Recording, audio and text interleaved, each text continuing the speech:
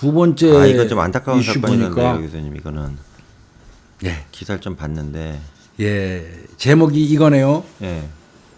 부부 관계 중에 흉기 가져와 가지고 예. 그날 남편을 베개로 살해했다 이렇게 나왔는데 예. 이게 국민참여재판이 열렸어요. 주부가 자기 남편을 살해한 사건입니다. 참고로 참 교수님 지금 국민참여재판은 누가 막 청구할 수 있는 거예요? 아니 본인 모르는 사람도 있어서 당사자. 네, 당사자. 그러니까 제가 피고인, 범죄자 피고죠. 그 사건의 피고인이 본인의 사건에 대해서 국민참여재판을 청구할 수 있습니다. 검사는 청구 못 하는 거죠, 그럼? 검사는 뭐 안 하죠. 그러니까 내가 물어보죠 의사를. 그러니까 이익을 위해서 그러니까 실형 선고가 세게 나올 거니까 참여재판으로 그렇게 가면했다 이렇게 하는 나 거죠. 국민들한테 직접 검사한테 호소 안 하고 예. 나 저 국민 배심원들한테 들어보니까 직접 내가 내 얘기를 하겠다. 예. 그런 의미로 이제 지가 신청하는 경우 많아요. 이게 모르시는 분들이 많으셔가지고. 국민참여재판은 본인이 피고인 그러니까 본인이 지금 신청. 피고인인 부인, 지금 남편을 죽인 부인이 신청했다는 얘기네요. 요지는. 그러니까 그렇죠. 여기는 아내가 자기 남편을 아까 베개로 살해했다고 그랬잖아요. 네. 그랬는데 여기서요. 뭐 받을게요? 뭐 모르겠어요. 뭐 어떻게 나온 거예요? 집행유예 받았습니다. 집행유예. 사람을 죽였는데. 예, 사람을 자기 남편을 이례적 살해했는데 판결이네. 이례적으로 예. 집행유예 이제 이 판결을 받으니까 검찰이 예. 이건 양형이 너무 약합니다. 사람을 죽였습니다. 양형 부당합니다 하면서 항소를 한 거예요. 검찰이. 네. 왜 그러냐면 검찰은 그 국민참여재판 하기 이전에 네. 검찰이 몇 년을 구형했냐면 이 여성한테 20년 구형했었거든요. 세게 20년을 자기들은 검찰에서는 구형을 했는데 네. 국민참여재판이 있으면서 집행유예로 나가버리니까 검찰은 패배도 처절한 패배죠. 뭐 어떤 승부로 본다면. 예. 승부로 본다면 검찰 입장에서 황당한 거지. 오죽하면 우리가 20년이면 중형 때린 거거든요. 네, 네. 중형을 때린 사람이 집행유예로 나가버리니까 검찰이 그거 안 됩니다. 그러고 항소했다는 건데 그럼 배심원이 그 여자 편한테 유리한 판결을 해주신 거네요. 그렇게 된 겁니다. 그렇게 된 겁니다. 이게 집행유예가 몇 년이냐면요. 네. 남편 죽인 혐의예요. 네. 그 혐의로 했는데 징역 3년에 집행유예 4년 줬거든요. 3년도 약하네요. 징역 3년에 집행유예 4년. 그러니까 어떻게 보면 징역은 3년 준 거죠. 예. 그런데 검찰은 20년 구형했었던 거 아니에요. 그러니까 근데 배심원 7명이 배심원은 큰 사건은 9명이 하고요. 네. 작은 건 한 7명 정도 하거든요. 네. 7명이 모두 유죄 판결은 하면서 네. 집행유예도 만장일치로 통과시켰어요. 만장일치 뭐 방법이 없네. 그러면 뭔가 이유가 있는 겁니다. 네. 이게. 뭐. 남편을 죽인 사람을 집행유예로 내보내주는 거를 국민참여재판하는 분들이 배심원단이 승인했다? 뭔 일 있었던가요? 그러니까 무슨 일이 있었느냐. 이 판결문을 보니까요. 네. 시작은 2012년도입니다. 한참 전이네. 2012년으로 거슬러 올라가는데 이 사망한 남편이 경제 활동을 거의 안 했대요. 돈을 안 벌고. 그냥 매일 술 마시고 쩔어서 살았나 봐요. 네. 근데 또 성격까지 강압적이고 폭력적인 거예요. 이게 전형적인 내가 보니까 그 드라마에 나오는 그 형태의 남편. 나쁜 남편. 네. 뭐 더글로리에서 나오는 그 염혜란 씨 남편. 뭐 비슷한 것 같아요. 남편이 그렇게 아마 건축 관련 쪽에서 일을 좀 했나 봐요. 그런데 뭐 계속 이런 사고 방식을 가진 사람은 사업도 성공 못 해요. 그렇죠. 성실하지 못하다는 얘기거든. 매일 술이나 먹고 어떻게. 폭력적이고 강압적이고 대인 관계가 제대로 되겠어요? 이런 사람이 사업 되겠습니까? 안 돼요. 그러니까 안 되는 거예요. 그러니까 경제적인 어려움에 처하게 됐고 결국 시댁에 들어가 살았나 봐. 시댁에 들어가서 이제 아들 둘하고 딸 한 명. 그러면 5 식구가 가서 사는 거네. 예. 그런데 거기 가서도 남편이 강압적인 태도, 폭력적인 행동 이거는 지속됐던 것 같고. 더 심하게 했겠지. 지 아버지 어머니 집인데. 그러니까 이게 남자라는 놈이 찌질하게 지가 제대로 관리 못해서 자기 집에 자식하고 아내 데리고 들어가 살면서 말이야. 못했다. 그래 지난 5월 달에 이제 수면제 7알을 하도 시달리고 그러니까 네, 여성분 같은 경우는 너무 이제 잠도 못 자고 고통스러우니까 아마 수면제 한 7알 정도를 처방을 받았었던 모양이죠. 네. 그러면 이제 그 이유가 뭐였냐면 보니까 원래 처음에 수면제 처방받은 거는 수사기관에서 본인이 뭐 먹거나 뭐 이렇게 생각했는데 나중에는 말이 바뀌었어요. 남편이 너무 때리고 그러니까 술 먹고 들어와서 때리고 그럴 때 음료수 같은 거 아니면 물 같은 데다가 수면제를 타서 먹여갖고 남편이 빨리 잠들으면 덜 맞을 거 아니야. 네. 그런 용도로 아마 본인이 병원에서 수면제 7알을 처방받아갖고 이제 갖다 놨던 것 같습니다. 어렵다. 그리고 또 추가로 이제 7알만 갖고는 안 되니까 14알을 또 받았어요. 다음번에 가서. 꽤 많이 그럼 받았네. 21개를 네. 이제 보유하고 있는 거예요. 네. 그 절구로 빻아가지고 가루로 만들어서 이제 방안 그 서랍 속에 보관을 한 거예요. 네. 근데 요 부분은 사실은 요 부분은 검찰 입장에서는 죽이려고 계획한 정황으로 본 것 같습니다. 그렇게 보겠죠. 예, 저 검찰은 그렇게 본 것 같아요. 예, 저도 그랬네요. 예. 자, 이제 사건은 5월달 그 중순 새벽에 일어났는데 네. 술 취한 남편이 이제 깨웠어 이 아내를. 네. 아내를 깨우고는 거실로 사인 주고 애들하고 여러 명이 있으니까 한 방에 네, 셋이 아내 있으니까. 톡톡톡 깨운 거야. 음. 그리고는 나와. 음. 그 뭐냐면 거실에 가서 성관계 하자는 거지. 부부 관계 하자는 거지. 아무 사인도 없이 그냥 와갖고 뭐 그냥 하자는 거 이게. 그러니까 깨우는 거예요. 자기 와, 아내를 밖으로 이런- 나가자고 이런- 애들이 이런 있으니까. 위험한 행동을. 근데 이제 아내 입장에서 맨날 두들겨 맞고 뭐 스트레스 받았는데 그런 남편하고 성관계 하고 아유, 싶겠어요? 아니죠. 또 건강도 굉장히 좋지 않으니까 예. 이제 가서 성관계 시도를 하는데 여성 측에서 무반응 상태니까 제대로 안 된 거 같아요. 네, 예, 예. 그리고 본인도 건강도 안 좋고 남편도. 예. 네.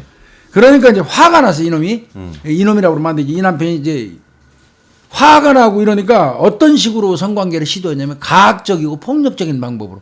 때리거나 공격하는 걸로 부인을. 예, 부인. 아이고. 재수 없는 놈이야 이거 진짜 무능한 새끼들이 하는 짓이. 이거 지금 판결문에 다 나온 내용 아니야 이게. 그런 거예요.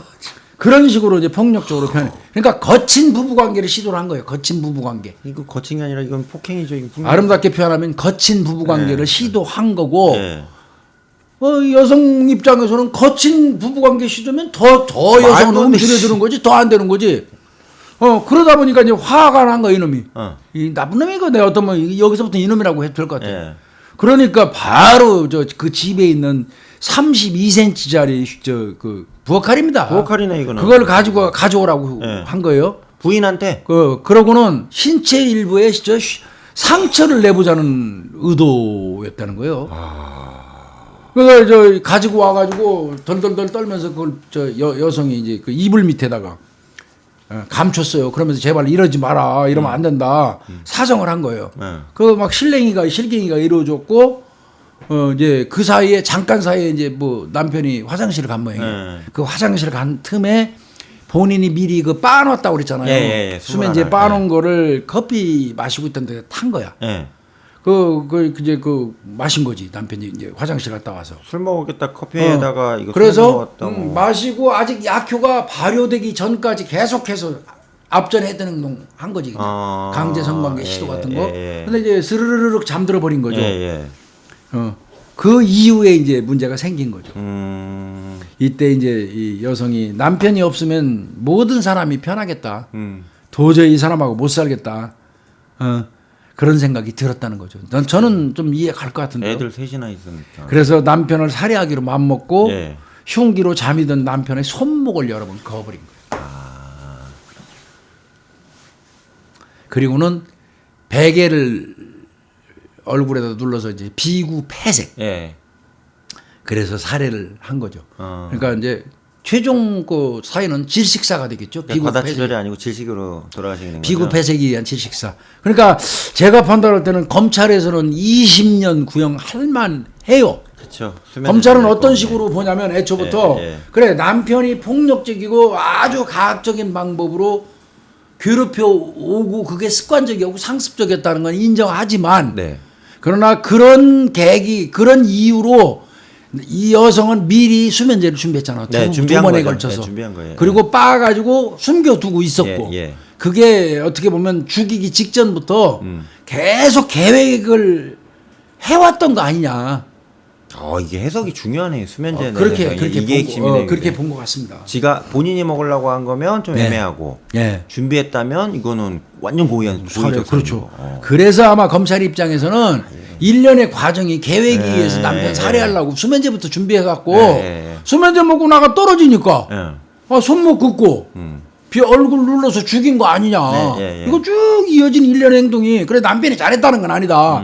그러나 일련의 행동은 계획적으로 진행해가지고 남편을 급기야 살해한 거니까 이거는 20년 줘야 된다. 이제 이런 취지였던 것 같습니다. 구형은 충분히 이해가 돼요. 예, 검사 입장에서 20년 줘야 된다는 건. 근데 이제 이 여성 같은 경우는 남편 죽었잖아요. 네. 바로 자수했어요. 자수했으면 또 바로 자수했어요. 그러니까 이제 참작 그 감경 사유는 되죠. 네. 이 재판부가 뭐라고 그랬냐면 생명은 무엇과도 바꿀 수 없고 네. 어떤 경우에도 보호돼야 될 가치이지만 이제 그런데 계속해서 가정 폭력을 당해 온 점, 네.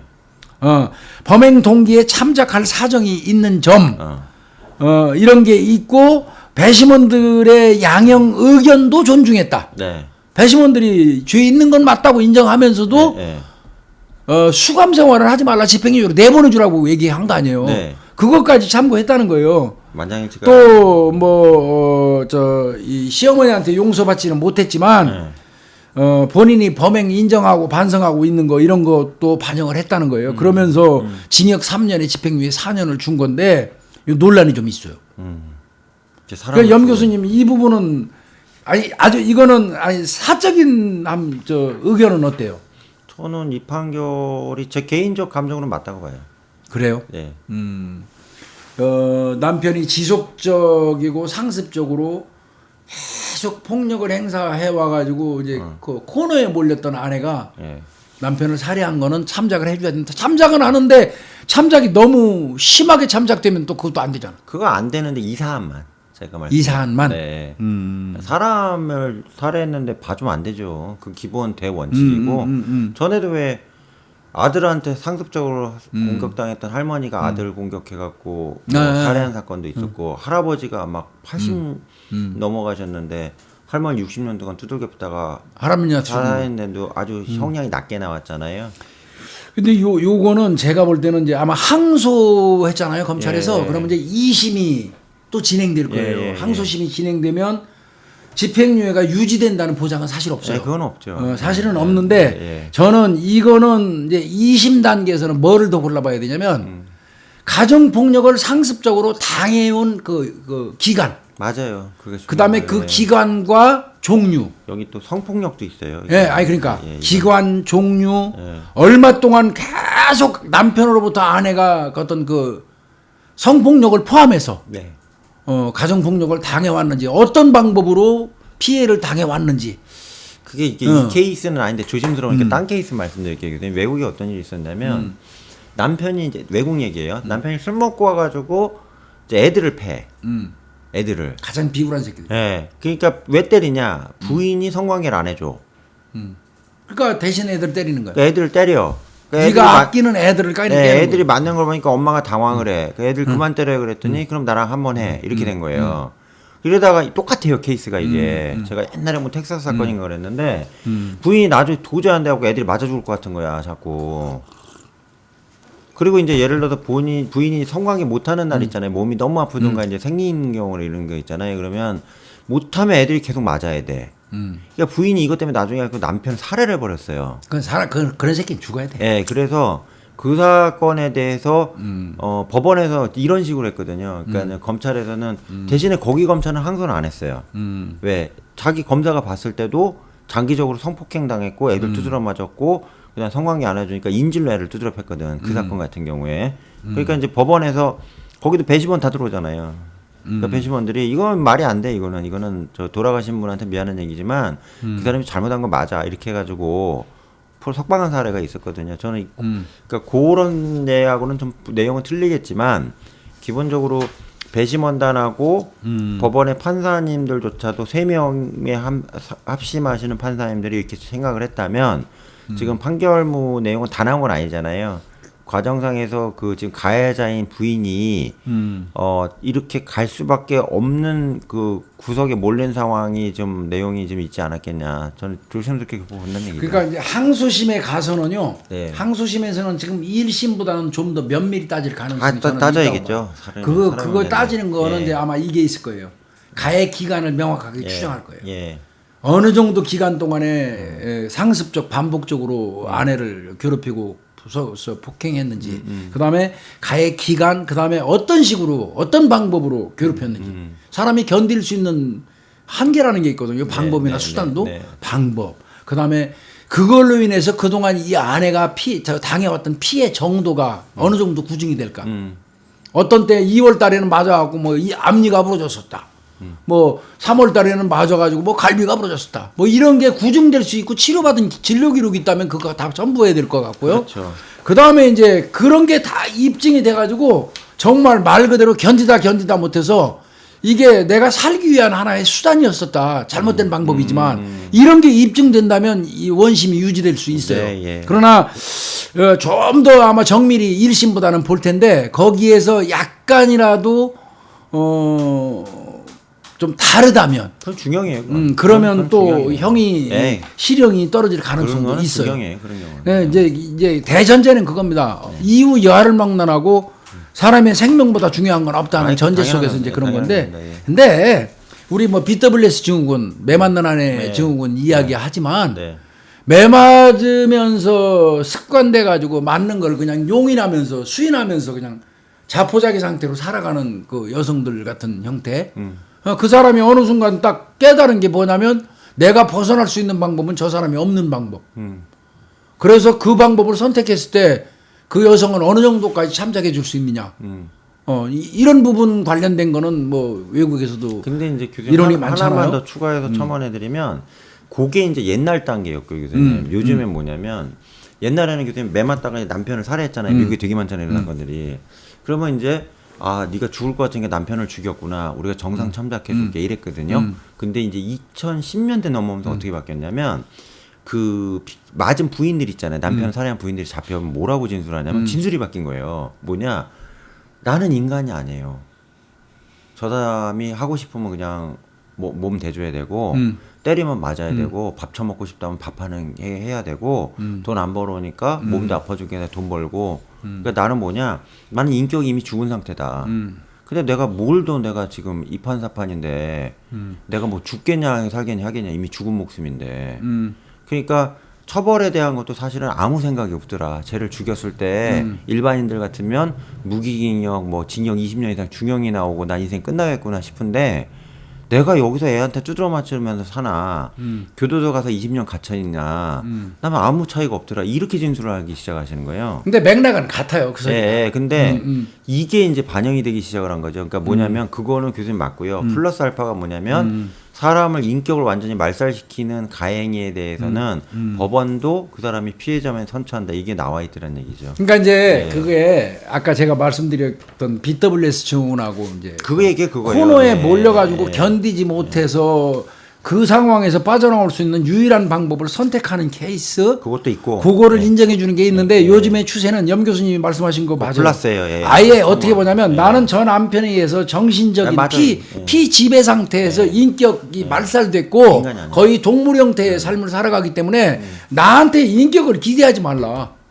그거예요. 그 얘기. 나한테 인격을 기대하지 말라. 나는 사람이 이미 아니다. 저 사람으로부터 사람 대접을 못 받으니까 그런 내가 그 상대되는 남편을 공격한 거에 대해서 똑같은 어떤 처벌받을 때는 인격체로 보고 공격당할 때는 비인격적인 걸로 인식하고 이러면 되는 거 아니지 않냐. 변호인들이 요즘에 주장하는 내용이 대체로 그거예요. 그거예요. 그러니까 그래서 네. 그것도 하나만 더 말씀드리면 그런 케이스가 교수님 이렇게 표현하더라고요.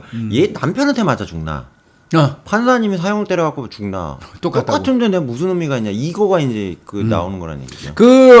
변호사 한 분이 그 얘기를 하시더라고. 그렇지 않아도 아내가 남편 공격한 거에 대해서 아내는 이미 인성이 남편에 의해서 말라버렸다. 없어요, 인성이 말라버린 자의 행위를 처벌할 수 있습니까? 하고 물어보더라고. 내가 그거는 현장에서 들었어요. 그 말에 할 말이 없어요. 아무도. 변호사가 그 얘기하더라고. 남편에 의해서 인격이 말살된 어떻게 보면 인성이 마른 자가 이 아내입니다. 이 자의 행위가 죄가 됩니까? 하고 물어보니까 그러니까 좀 다르죠. 네, 그래서 이거는 지금 저희가 취급하는 사건 내용이 아니라 외국에 보니까 이렇게 좀 있는 게 많더라 이거죠. 맞죠. 예. 아마 이제 BWS 증후군은 워커죠, 워커. 네. BWS 증후군 같은 경우도 이제 뭐 그래도 뭐 그 자체가 또 시도. 난 사람이 아니었다 이 얘기가 나오면 이게 무서운 거란 얘기입니다. 그렇죠. 네. 이제.